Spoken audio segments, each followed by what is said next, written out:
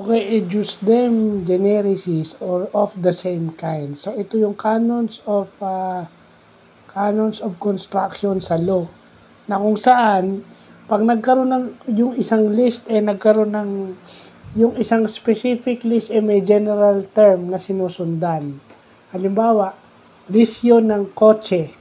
So ibig sabihin pag L300 yon o truck yun, hindi yun kasama.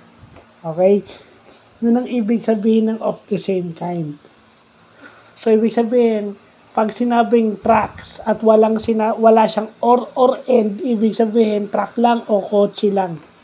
Yun yung tinatawag na yung use them generis or of the same kind. So importanteng malaman natin yan. Kung bakit may sa mga Republic Acts may mga ganyan. Kasi minsan may ini-include sila na yung vlog natin kahapon. Di ba?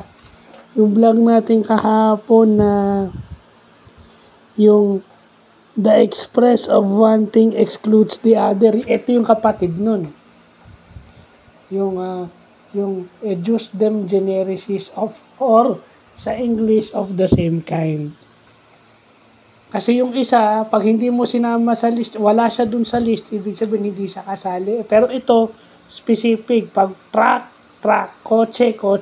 Lahat ng klase ng kotse. Lahat ng klase ng truck. Diba, van yun. Pwedeng light ace. Pwedeng,